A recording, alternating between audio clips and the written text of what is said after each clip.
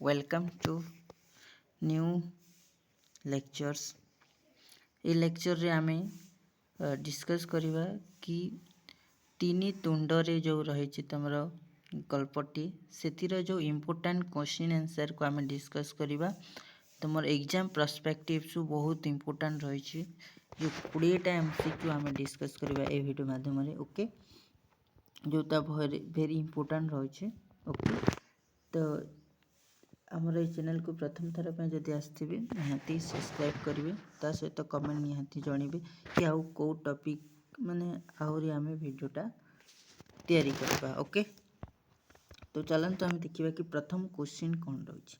तो शासन पद्धति गुड़िक मध्य क्यों शासन ही सर्वोत्कृष्ट बोले माने शासन पद्धति गुड़िक मध्य क्यों शासन ही सर्वोत्कृष्ट बोली कहुई। तो ये ऑप्शन देखिए तुम एकछत्रवाद, गणतंत्र, राजतंत्र, साम्यवाद। यार सटीक आंसर हूँ कौन? गणतंत्र शासनटा। शासन पद्धति गुड़िक मध्य गणतंत्र शासन ही सर्वोत्कृष्ट बोली कहुई। ओके, तापर क्वेश्चन नंबर सेकेंड कहूँ कि केउ मानक द्वारा प्रचलित शासन ही गणतंत्र प्रधान और प्राकृत विशेषत्व बोली कहुई। ऑप्शन देखिए गणक, जनक, राजांक, मंत्रींक। सठिक आंसर हूँ कौन हम? गणक। सठिक आंसर हूँ कौन? गणक। गणक द्वारा प्रचलित शासन ही गणतंत्र प्रधान और प्रकृत विशेषत्व बोली कहुई। ओके, तापर क्वेश्चन नंबर 3 रे कहुई गणतंत्र शासन रे लोके काहाकू शासन करती। गणतंत्र शासन रे लोके काहाकू शासन करती। ऑप्शन देछि जेमति कि प्रजा को, राजा को, निजे निजकू, निजे अन्य को। यार सठिक आंसर हो निजे निजकू। गणतंत्र शासन रे लोके निजे निजकू शासन करती। ओके, लोके निजे निजकू शासन करती, यार आंसर हम। ओके, तापर क्वेश्चन नंबर 4 हम क्यों शासन रे शासक और शासित एक और अभिन्न। क्यों शासन रे रहुचे? ऑप्शन नंबर जोटा कि गणतंत्र शासन। गणतंत्र शासन रे शासक और शासित एक और अभिन्न रही थाए।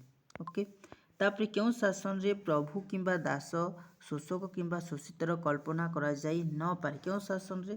साधारण एटा हम जानिछु गणतंत्र शासन रे ही यार सठिक आंसर। ओके, तापर आसिला क्वेश्चन नंबर 6 भारत रे सामाजिक न्यायर स्वरूप किपरि। आम भारत रे सामाजिक न्यायर स्वरूप किपरि? जेमती ऑप्शन देछे लंकारे हरिशब्द परी, ढोल भितरे मूषा परी, बापराण ढिंकी गिला परी, उषुना धान गजा हेबा परी। यार सठिक आंसर कौन हम? यार सठिक आंसर टी हम जमती लंकारे हरिशब्द परी। ओके, यार सठिक आंसर कौन हम? लंकारे हरिशब्द परी आमर भारतर सामाजिक न्याय स्वरूप। ओके, तापर आसला क्वेश्चन नंबर 7 कुसंस्कारपूर्ण साधारण शिक्षा विहीन समाज रे क्यों अधिकार चिलिका माछ परी स्वप्निल और दुष्प्राप्य क्यों अधिकार रही। आंसर कौन हम? मैंने तुम ऑप्शन रे देछि जेमति कि व्यक्तिगत अधिकार देछि, संपत्तिगत अधिकार दिया जाइछे, भोट दान अधिकार, सामाजिक अधिकार। यार सठिक आंसर कौन हम? ना सठिक आंसरटा कौन हम? कुसंस्कारपूर्ण साधारण शिक्षा विहीन समाज रे क्यों अधिकार चिलिका माछ परी स्वप्निल दुष्प्राप्य। या सठिक आंसर हम ऑप्शन नंबर 1 जोटा कि व्यक्तिगत अधिकार। व्यक्तिगत अधिकारटा गोटे शिक्षा विहीन समाज रे चिलिका माछ परी स्वप्निल दुष्प्राप्य। गणतंत्र रे जनता शासन, जनतार शासन किपरि हेबा स्वाभाविक? प्रत्यक्ष हेबा स्वाभाविक। जनतार शासनटा प्रत्यक्ष हवा स्वाभाविक, परोक्ष नुहे, प्रत्यक्ष भाव रे शासनटा हेबा दरकार। ओके, तापर आसला क्वेश्चन नंबर 9। क्वेश्चन नंबर 9 रे कहै कि गणतंत्र मेरुदंड कौन? गणतंत्र मेरुदंड कौन हम दरकार? लोक प्रतिनिधि मनोनयन हवा, एकक मनोनयन हवा, एकछत्रवाद हवा, साम्राज्यवाद हवा। यार सठिक आंसर हम लोक प्रतिनिधि मनोनयन हवा निहाती दरकार गणतंत्र मेरुदंडटा। ओके, तापर आसला क्वेश्चन नंबर 10 शासन संबंधी ज्ञान रे सुशिक्षित भोटदाता माने कौन हेबा पई उपयुक्त। शासन संबंधी ज्ञान रे सुशिक्षित जिन माने शासन संबंधी ज्ञान रे ସୁଶିକ୍ଷିତ ଅଛନ୍ତି ସେଇ ଭୋଟଦାତା ମାନେ କ'ଣ ହେବା ପାଇଁ ଉପଯୁକ୍ତ? ଲୋକ ପ୍ରତିନିଧି, ପ୍ରଶାସକ, ଅଧ୍ୟକ୍ଷ, ମନ୍ତ୍ରୀ। ଆନ୍ସର ହେବ ଲୋକ ପ୍ରତିନିଧି। ଲୋକ ପ୍ରତିନିଧି ହେବା ନିହାତି ଆବଶ୍ୟକ ବା ଉପଯୁକ୍ତ। ଅଧିକାର ତଥା କର୍ତ୍ତବ୍ୟ ଜ୍ଞାନ ସମ୍ବନ୍ଧରେ ଅଜ୍ଞ ଦେଶରେ ଜନତା ଉପରେ ଗୁଣ ଅପେକ୍ଷା କ'ଣ ବିଶେଷ ଭାବରେ କାମ କରେ? ଇନ କ୍ୱେଶ୍ଚିନ୍ ଦେଲା କି ଅଧିକାର ତଥା କର୍ତ୍ତବ୍ୟ ସମ୍ବନ୍ଧରେ ଅଜ୍ଞ, ଯେଉଁମାନେ ଅଧିକାର କିମ୍ବା କର୍ତ୍ତବ୍ୟ ବିଷୟରେ ଜାଣିନାହାନ୍ତି ସେଇ ଦେଶର ଜନତା ଗୁଣ ଅପେକ୍ଷା କ'ଣ ଉପରେ ବିଶେଷ କାମ କରେ? ଅପସନ୍ ଦେଇଛି ଯେମିତିକି ପ୍ରୋପାଗାଣ୍ଡା, ଘୋଷଣା, ରାଜକୀୟ ଢଙ୍ଗ, ସାଧୁତା। ଆନ୍ସର ହେବ ପ୍ରୋପାଗାଣ୍ଡା। ଯେଉଁ ଦେଶରେ ଅଧିକାର କିମ୍ବା କର୍ତ୍ତବ୍ୟ ବିଷୟରେ ଜାଣିନାହାନ୍ତି ସେଇ ଦେଶର ଜନତା ଗୁଣ ଅପେକ୍ଷା ପ୍ରୋପାଗାଣ୍ଡାକୁ ବିଶେଷ ଭାବରେ କାମ କରିଥାଏ। ପ୍ରୋପାଗାଣ୍ଡା ସଠିକ୍ ଆନ୍ସର ହେବ ପ୍ରୋପାଗାଣ୍ଡା। ତାପରେ ଆସିଲା କ୍ୱେଶ୍ଚିନ୍ ନମ୍ବର 12।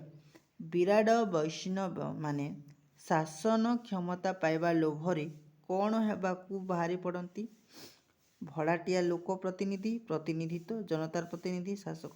ଏହାର ସଠିକ୍ ଆନ୍ସର ହେବ ଜନତାର ପ୍ରତିନିଧି। ଓକେ, ଏହାର ସଠିକ୍ ଆନ୍ସର କ'ଣ ହେବ? ଜନତାର ପ୍ରତିନିଧି। ବିରାଟ ବୈଷ୍ଣବ ମାନେ କ୍ଷମତା ପାଇବା ଲୋଭରେ କ'ଣ ହେବାକୁ ବାହାରି ପଡ଼ନ୍ତି? ଆନ୍ସର ହେବ ଜନତାର ପ୍ରତିନିଧି ହେବାକୁ ବାହାରି ପଡ଼ନ୍ତି। ଏହାର ହେଉଛି କରେକ୍ଟ ଆନ୍ସର। ଓକେ, ତାପରେ ଆସିଲା 13 ନମ୍ବର କ୍ୱେଶ୍ଚିନ୍। କ'ଣ କହୁଛି କି କାହାକୁ ଦେଖି ଗୋସାଇଁଙ୍କ ଦେହରୁ ଗମ ଗମ ଝାଳ ବାହାରିଲା? କାହାକୁ ଦେଖି? ଅପସନ୍ ଦେଇଛି ରାଧୁ, ପାଣୁ, ଅଗାଧୁ, ସାଧୁ। କାହାକୁ ଦେଖିକରି ବାହାରିଲେ ଗମ ଗମ ଝାଳ? ଅପସନ୍ ହେବ ପାଣୁକୁ ଦେଖିକି। କାହାକୁ ଦେଖିକି? ପାଣୁକୁ ଦେଖିକି। ଫାର୍ଷ୍ଟ ହେଲା ପାଣୁକୁ ଦେଖିଲା ପ୍ରଥମେ, ତ ପାଣୁକୁ ଦେଖିକରି ଗମ ଗମ ଦେହରୁ ଝାଳଟା ବାହାରି ପଡ଼ିଲା। ପାଣୁକୁ, ଅପସନ୍ ହେବ ପାଣୁ। ପ୍ରଥମେ ପାଣୁକୁ ଦେଖିଲା। କେତେ ବର୍ଷ ନ ପୂରିଲେ ତୁମର ବୁଦ୍ଧି ହୁଏ ନାହିଁ ବୋଲି ଗୋସାଇଁ ମହାରାଜ ପାଣୁକୁ କହିଛନ୍ତି? କେତେ ବର୍ଷ ନ ପୂରିଲେ? ଅପସନ୍ ଦେଇଛି 80, 50, 60, 70। ଏହାର ସଠିକ୍ ଆନ୍ସର ହେବ କ'ଣ? 60। 60 ବର୍ଷ ନ ପୂରିନୁ ତୁମର ବୁଦ୍ଧି ହୁଏନି ବୋଲି ଗୋସାଇଁ ମହାପ୍ରଭୁ ପାଣୁକୁ କହିଛନ୍ତି। ଓକେ, ତାପରେ ଆସିଲା କାହାକୁ ଦେଖି ପୁରୋହିତଙ୍କ ଛାତିର ପବନ ଅଟକି ଗଲା ପରି ଲାଗିଲା? କାହାକୁ ଦେଖିକି? ଏହାର ଆନ୍ସର କ'ଣ ହେବ? କାହାକୁ ଦେଖି ପୁରୋହିତଙ୍କ ଛାତିରେ ପବନ ଅଟକିଗଲା ପରି ଲାଗିଲା? ରାଧୁ, ଅଗାଧୁ, ଶ୍ୟାମ, ଦାମ। ଏହାର ଆନ୍ସର ହେବ ରାଧୁ। ରାଧୁକୁ ଦେଖିକରି ଛାତିରେ ପବନ ଅଟକିଗଲା ପରି ଲାଗିଲା। ଓକେ, ତାପରେ କ୍ୱେଶ୍ଚିନ୍ ନମ୍ବର 16। ଚାରି ହାତ ଠେଙ୍ଗା ଧରିଥିବା ବିରାଟକାୟ ପୁରୁଷଟି କିଏ? ଅଗାଧୁ, ରାଧୁ, ମଧୁ, ଫଗୁ। ଏହାର ସଠିକ୍ ଆନ୍ସର ହେବ ଅଗାଧୁ।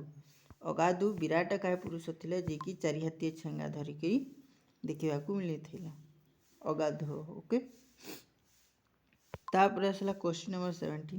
ଆଜିର ଶିକ୍ଷିତ ଭୋଟଦାତା ମାନେ ଭୋଟ ଦେବାକୁ କ'ଣ ହୋଇଥାନ୍ତି? ଉଦାସୀନ, ତତ୍ପର, ସଚେତନ, ଅଚେତନ। ଆଜିର ଶିକ୍ଷିତ ଭୋଟଦାତା ମାନେ ଭୋଟ ଦେବାକୁ କ'ଣ ହୋଇଥାନ୍ତି? ଉଦାସୀନ ହୋଇଥାନ୍ତି। ଏହାର ସଠିକ୍ ଆନ୍ସର ହେବ ଉଦାସୀନ। ଓକେ, ତାପରେ ଆଜିର ଜନତା ଜନାର୍ଦ୍ଦନ କାହାପରି ଓଟ ଚାଠି ତରାଜୁ ଧରିଥିବା ପ୍ରତିନିଧିଙ୍କୁ ଅନାଇ ରହିଛନ୍ତି? ଦୁଇ ବିରାଡ଼ିଙ୍କ ପରି, ଦୁଇ ମାଙ୍କଡ଼ ପରି, ଦୁଇ ଭାଲୁ ପରି, ଦୁଇ ଶୃଗାଳ ପରି। ଏହାର ସଠିକ୍ ଆନ୍ସର ହେବ ଦୁଇ ମାଙ୍କଡ଼ ପରି। ଆଜିର ଜନାର୍ଦ୍ଦନ କାହାପରି ଓଟ ଚାଟି ତରାଜୁ ଧରିଥିବା ପ୍ରତିନିଧିଙ୍କୁ ଅନାଇ ରହିଛନ୍ତି? ଦୁଇ ମାଙ୍କଡ଼ଙ୍କ ପରି। ଦୁଇ ମାଙ୍କଡ଼ ଯେତେବେଳେ ପିଠା ବାନ୍ତ କରନ୍ତି ଇଆଡ଼ୁ ଖନେ ସିଆଡ଼ୁ ଖନେ ଖାଇ ଖାଇ ପୁରା ସବୁକୁ ସରେଇ ଦେଇଥାନ୍ତି, ସେମିତି ଜନତା ଓଟ ଚାଠି ତରାଜୁ ଧରିଥିବା ଲୋକଙ୍କୁ ବା ପ୍ରତିନିଧିଙ୍କୁ ଅନାଇ ରହିଛନ୍ତି। ଓକେ, ତାପରେ କ୍ୱେଶ୍ଚିନ୍ ନମ୍ବର 19 କ'ଣ କହୁଛି? ଗଣତନ୍ତ୍ର ଶାସନ ହିଁ ଡେସ୍କ ଶାସନ, ଏଥିରେ ସନ୍ଦେହ ନାହିଁ।